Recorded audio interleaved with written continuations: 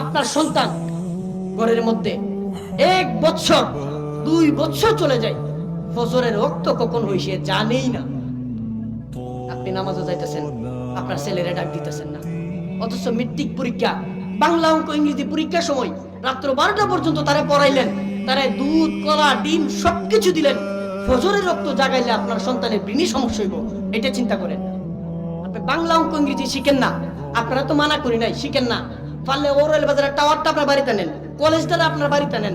শিক্ষিত হইতে হইতে এমন শিক্ষিত কেন হবো যে আল্লাহর সিজদা ছুটে যাইব?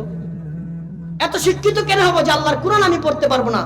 তোমার বাংলা ইংরেজির কি এমন দরকার আছে যদি আল্লাহর কোরআন আমি পড়তে না পারি? আমার কথা বুঝলেন না? মানে এত শিক্ষিত হলেন আপনার সন্তান, মেট্রিক পাস করলো, কিন্তু লজ্জাজনক একটা বিষয়, সূরা ফাতিহা পড়তে পারে না। এত বড় দুর্ভাগ্য, এত বড় আফসোসের কারণ আমার মনে হয় কিচ্ছু নাই।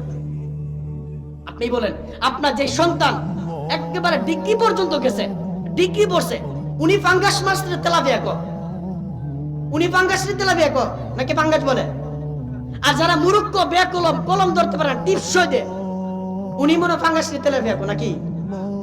তো তাইলে আমাদের পূর্বপুরুষেরা, অথবা আপনার যেই সন্তান পড়তে পড়তে ইঞ্জিনিয়ার ব্যারিস্টার হয়ে গেল, উনি টাইসরে টাইস বলে, আর আমরা মূর্খ বেকলম টিপ দিয়ে চুরি, আমরা মনে টাইসরে মারি কই নাকি?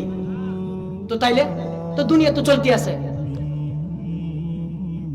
আল্লাহ তাআলা স্পষ্ট মায়া করে আল্লাহ বলছে, জানো বান্দা, আমাল হায়াতুদ দুনিয়া ইল্লা মাতাউল গুরুর, বান্দা জানো এই দুনিয়াটা ধোঁকা ছাড়া আর কিছুই না। আল্লাহ কত স্পষ্ট সুন্দর করে বলছে, বান্দা জানো আমি এই দুনিয়ার মধ্যে একটা বিছানা, একটা দস্তরখান বিছাইলাম, তুমি তাকায় দেখো, আমি এই দস্তরখানের মধ্যে ইমানদার খাওয়াইতেছি, বেঈমানও খাওয়াইতেছি, আমি মুসলমান খাওয়াই, কাফিরও খাওয়াই, আমি হুজুরও খাওয়াইতেছি, বেহুজুরও খাওয়াইতেছি, আমি বাপরেও খাওয়াইতেছি, সন্তানরে খাওয়াইতেছি। আমি এমন সন্তানরে খাওয়াই যার 2 সন্তানের মধ্যে একটা আলেম হয়ে গেছে গা, আর একটা জালেম, আমি জালেমরেও খাওয়াই, আলেমরেও খাওয়াই। তো দুনিয়া তো চলতে আছে, দুনিয়া চলতে আছে না?